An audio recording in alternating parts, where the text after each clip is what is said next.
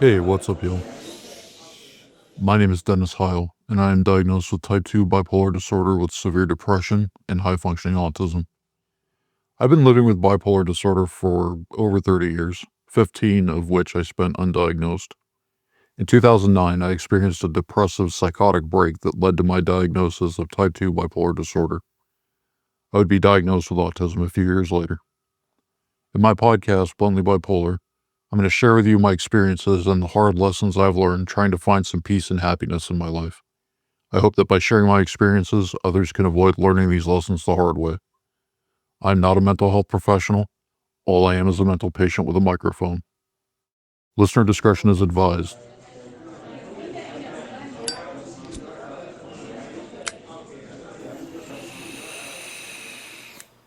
This is episode 9, How to Forgive Yourself When You Have a Mental Illness.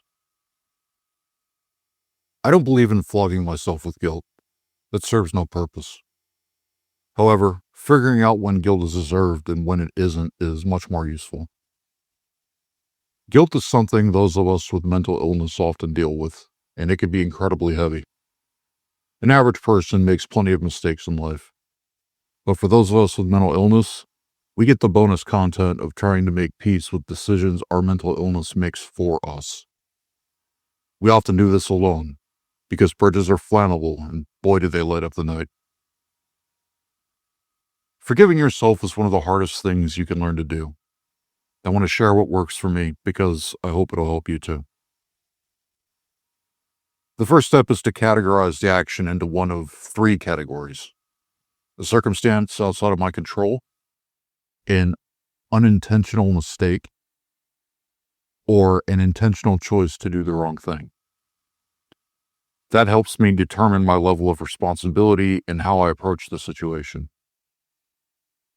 The first category is a circumstance outside of my control, like actions I take while I'm in an unwell cycle that I did not have full control over. Let me give you an example with a fictional person named Alan. Alan's about 26, has a career, and is happily married with kids. Then one day, for no discernible reason, he meets the love of his life, his soulmate, his one and only. There has been no other love more perfect and pure than what he feels for this stranger. The stranger responds well and believes Alan's lies about his wife being a controlling nag who he's separating from, and the two start having an affair. At home, Alan is emotionally and verbally abusive to his wife and kids.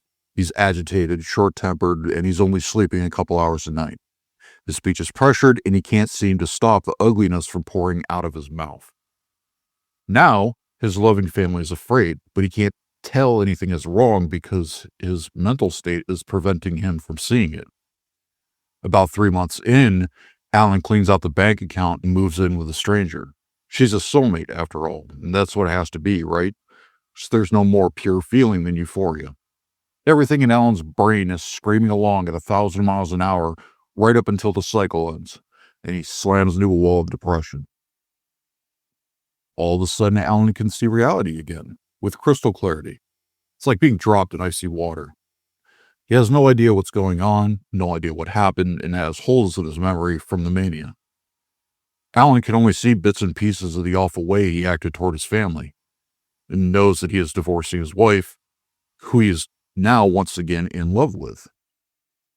Now, in the course of that story, there's a hell of a lot of decisions mental illness made for Alan that he will feel guilty about. Alan feels guilty for those choices that were outside of his control. Now, in my own life, my mental illness has ruined so many things that had the potential to be good. Over the 15 years I was undiagnosed, it ruined things like opportunities, relationships, friendships, jobs, so much, sense of stability. Now, I've come to terms with it myself, but I still feel pains of regret for the people who are affected by my unwellness. Now then there's category 2, where most guilt lives. And that is, I made a mistake or a bad decision. For example, my reasoning in regard to emotions is sometimes off because of the autism and bipolar depression. I'd also include making a decision when not knowing any better at the time as being in this category. Now, category 3 is one people struggle to admit, and that is intentionally choosing a wrong action. For my purposes, I define a wrong action as something that is not in alignment with Stoic virtue or that I find personally wrong. I know a lot of people find it noble to stick hard and fast to your true beliefs, but I don't. Sometimes the greater good is more important than personal morals. The next step in my process is to deconstruct the action until I understand it. Category 1 is a circumstance that was entirely outside of my control.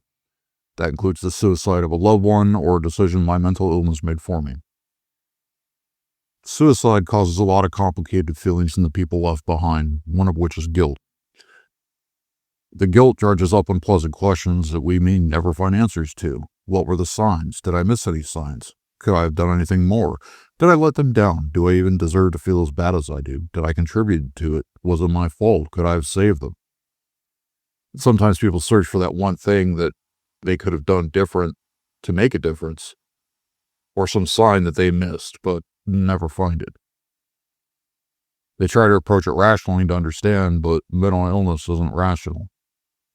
Questions like these are an attempt to assert control in a situation where we truly have none. Or as Captain Jean-Luc Picard once put it, it is possible to commit no mistakes and still lose. That is not weakness, it is life. End quote. Which is such a relevant statement to life with mental illness. So many people wrestle with the question why as though there isn't a reason, and there is. The reason is mental illness. Mental illness kills people in the same way that cancer does. You can get treatment, make progress, and it can resurface or kill you later on down the road. And that's why it's important for me to be mindful about my mental health treatment and not convince myself I don't have bipolar disorder. And one common mistake I've seen is the attempted rationalization of mental illness. They want to connect point A to point B to point C because it's easy to understand. It's rational, it's logical. But no unwell mind will instead connect point A to point orange to point 4 to point watermelon. It's not rational. And that's one reason it's so devastating, because it's so unexpected that way. And that brings us to wellness. One of the things that is so hard about mental illness is that it can cause us to act in ways that aren't in line with who we actually are. When I'm unwell, a lot of my decisions and thought processes start getting filtered through paranoia, hostility, arrogance, and anger. I see the world through rage-colored glasses, and I spent years thinking I was an angry person because of that. But I'm not. It was more that my bipolar disorder and depression kept me in this brutally ugly mental landscape where if I didn't know you, my brain would just tell me you're probably an enemy of some kind. I wouldn't socialize, I was rude and aggressive to people I didn't know, and I would interpret innocent mistakes as acts of maliciousness. And in Alan's example, he was a devoted father and husband who loved his family and life before the unwell cycle. But he had no context to understand what was actually happening to him, how to handle it, or how to address the wreckage that the mental illness left behind. Everything is wrong, and Alan feels like it's his fault. But is it? Because people who have never experienced this kind of unwellness often try to frame these actions as intentional. But would Alan have done any of that had he not swung manic? No, because he loved his wife, his kids, and his life. In my opinion, that is where the resolution of guilt begins for severe unwellness, and requires a degree of self-awareness and radical honesty with yourself. Alan needs to determine what his real actions would have been had he not swung manic. If Alan was a devoted husband and father prior to this mess, then without bipolar disorder, it's extremely unlikely he would have done any of this. And that's hard to understand because of how we tend to think about love. After all, if you really loved me, you never would have done any of that. But earthly love is just a process of the brain, one that mental illness can distort like any other emotion. And what about after that? What do you do if you're in Alan's position? Suicide looks tempting, and most people with bipolar disorder who experience an escalated cycle do crash hard in depression for a while after. Now, on top of that, he gets to listen to people say stuff like, "Oh, it's not your fault, but it is your responsibility," which means virtually nothing to people in that position. All right, so it's not his fault, but it is his responsibility. To do what? Fix it? He can't. He can't fix whatever trauma and suffering his unwellness caused his wife and kids. The only real responsibility he could take in that situation is to go to therapy, comply with treatment, and try to support them in their own healing if he's even capable of doing it. That's certainly not something I would count on. Severe unwell cycles can last a long time and do a lot of damage. Alan may struggle to even take care of himself after a cycle that's severe. At least for a while, until he recovers. But he can certainly try. You can glue a broken mirror back together, but it's never going to be the same as it originally was. And his wife may not want to try to glue it back together, so all Alan can do is accept it, learn how to navigate his own grief and pain, because that's all he truly has control over. Alan didn't choose to have bipolar disorder. Even though one could perceive his acts as intentional, that's not how I would interpret it to be. If I were in Alan's shoes, I would ask myself, what would I have done had I not been unwell? I would remind myself of that every time the self-loathing and guilt crept back in. Because in the past, I would sit in the dark mental space as some sort of punishment, like maybe I deserved to suffer. But I didn't choose to have bipolar disorder, and neither did Alan. Yes, it happened because of my actions, but I didn't choose to do that, and neither did he. Bipolar disorder chose for us. I would get into therapy and probably medication, given how severe that once unwell cycle was. I'd make my therapy goals to better understand my mental illness, how to manage it, and how it affects me specifically. That last point is important. The same diagnosis can look extremely different from person to person depending on how it manifests. In my opinion, to build lasting stability and wellness, it's vital to understand how your mental illness affects you specifically. In my case, my presentation is what they call atypical. That is, it's not what the public tends to view bipolar disorder as, because I rarely experience euphoria. And there have been multiple times in support groups or communities where I've had other people question my diagnosis because of it. The last thing I would do is opt for family and marriage counseling if my partner were up to it. Given how raw and sensitive the situation is, it's going to be hard to fix on your own and without help. There'll be a lot of difficult emotions to navigate, and a neutral mediator is helpful. Category 2 is the circumstance that was within my control, but I just made a wrong or bad decision. Now, I've made a lot of mistakes in my life, and I've had to learn more than a couple things the hard way. As I approach 50, I have finally started to maybe accept that I could possibly be at least a little bit stubborn once in a great while, rarely. I have a hard time changing my opinion just based on another person's perspective. I need to do my own reading, explore their angles, and dig into the subject to see why my perception was wrong. Some people get offended by this because they interpret it to mean that I don't think they know what they're talking about. But that's not it at all. Instead, it's often because I just need to double check the claim and figure out why I was wrong. Trust but verify is the mantra. I've gotten better about that over the years, but it has fueled a number of bad and wrong decisions because I thought I was right and I was not. And it's not a great feeling. No one wants to make big mistakes that hurt themselves or the people around them when in a stable state of mind. But if I'm not of a stable state of mind, then that action belongs in category 1, a circumstance outside of my control. Practicing self-compassion and forgiveness for an unintentional mistake relies on a few things. I must accept that I'm human and I will mess up occasionally. There's no reason to keep kicking or beating myself up over doing something that everyone does. The best way to prepare for this is to know how to make a good apology. I must accept that even the best laid plans can blow up in my face, even when I thought I was making good decisions. It's just the way it goes sometimes. And I will take responsibility for the harm that I caused and try to make the person or situation whole again. That is, return them to the state that I found them in. I make an apology and then I attempt to fix it, and that is how I define taking responsibility for my action. After I do those things, I just remind myself of how I'm taking responsibility when the guilt starts swimming around again.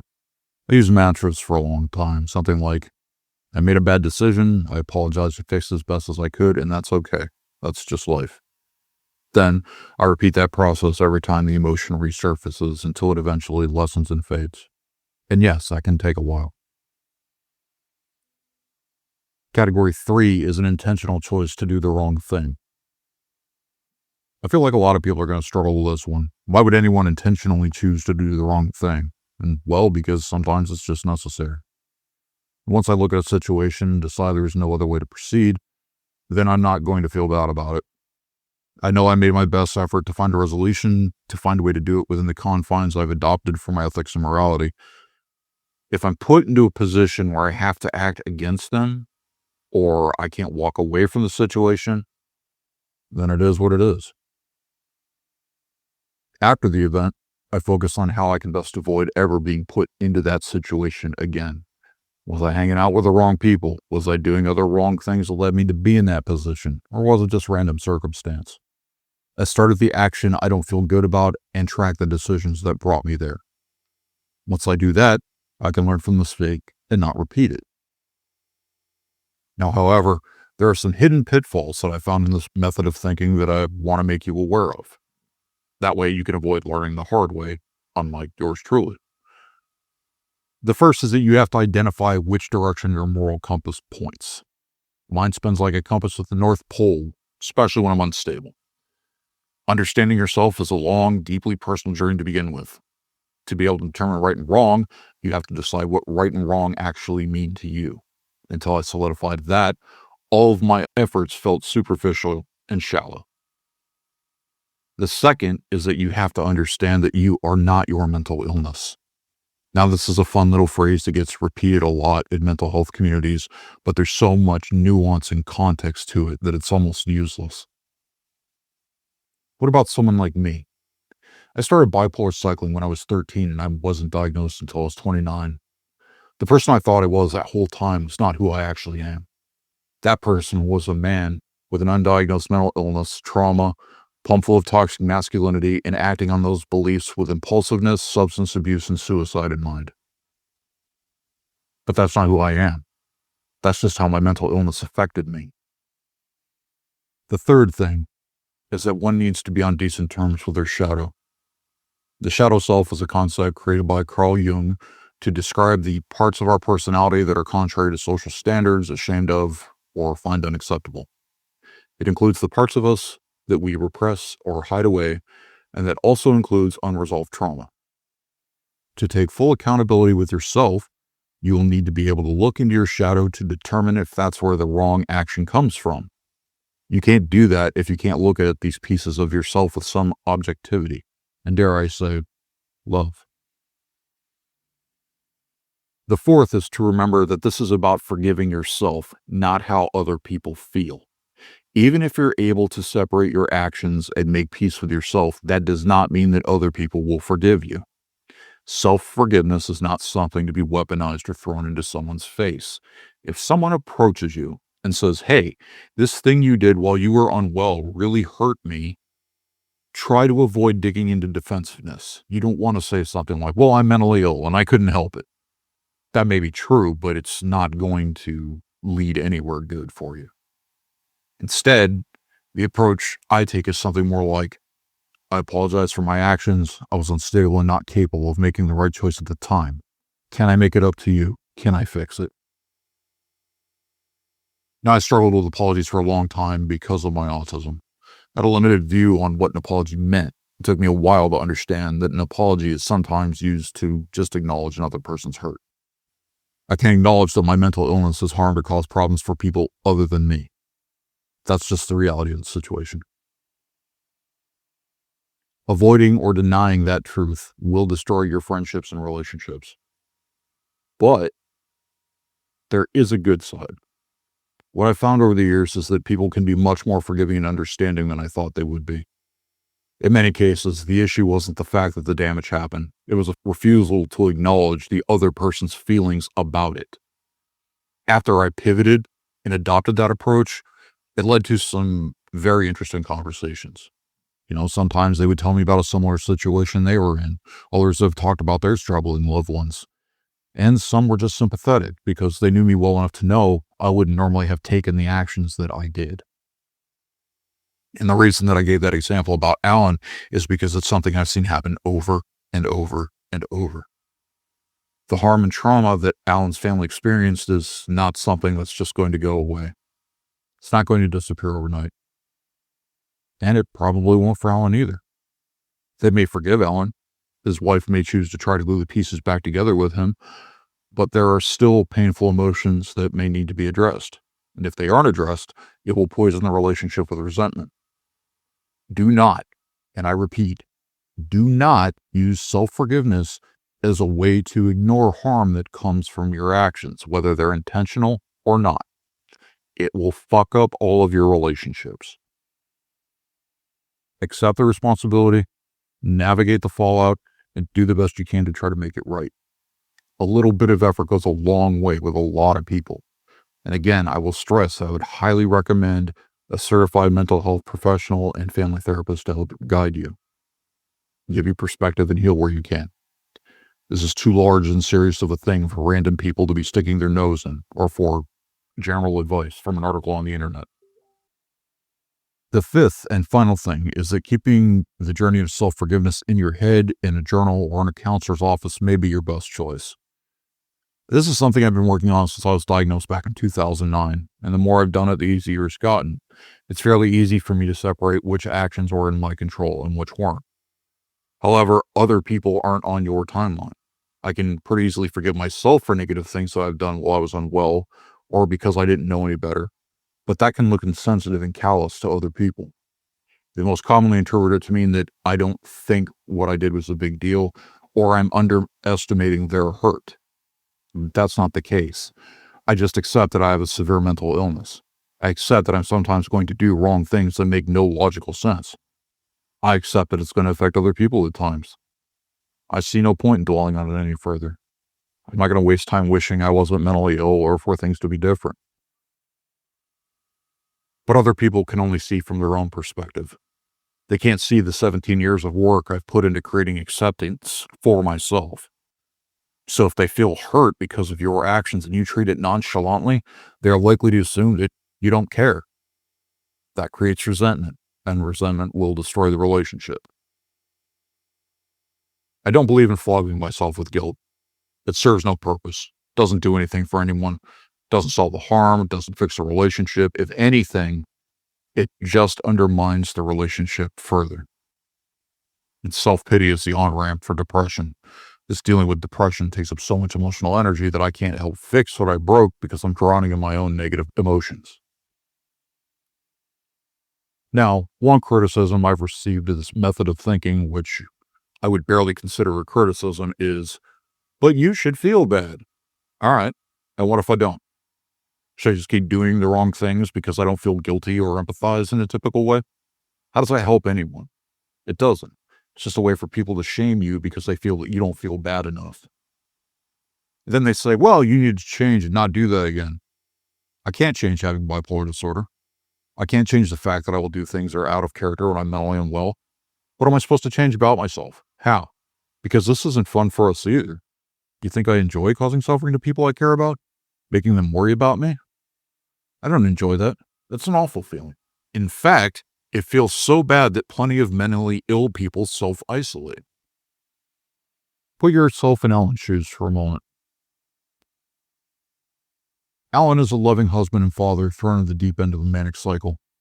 He's most likely going to feel guilty and bad about the harm his mental illness caused for a long time after that.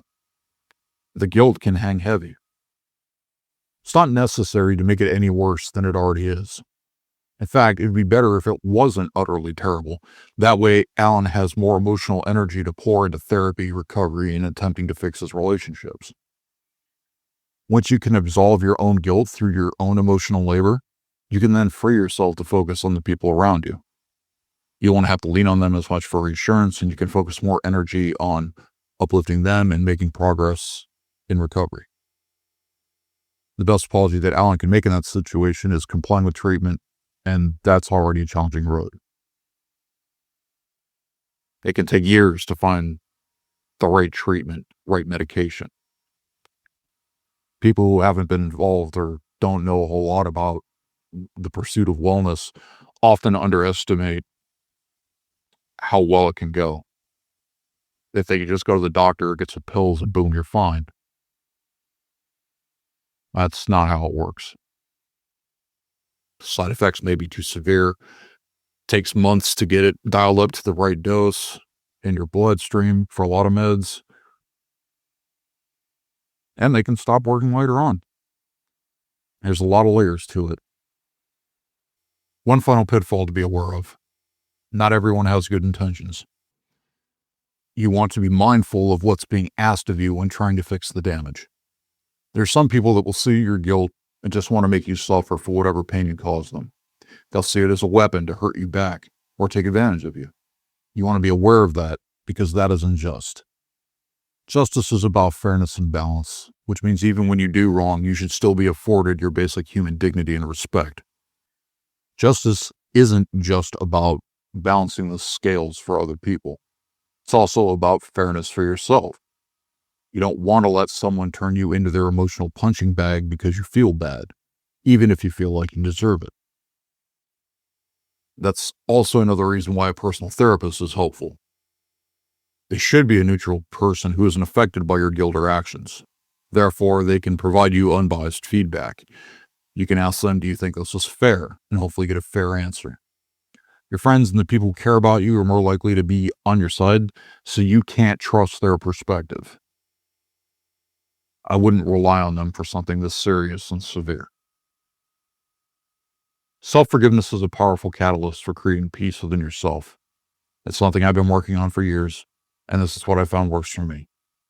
Life with a severe mental illness is hard enough as it is, and I don't need to make it harder on myself, and neither do you. When you find guilt comes up in your life, ask yourself this. Which category does this belong in? Was it outside of my control? Was it a mistake? Or did I choose to do a wrong thing? Once you clarify your answer, you'll have a much easier time resolving your guilt. Thank you for your time. Do hit subscribe if you haven't, and share with someone you think this might help. If you feel so inclined, consider leaving an honest rating and review on your platform of choice.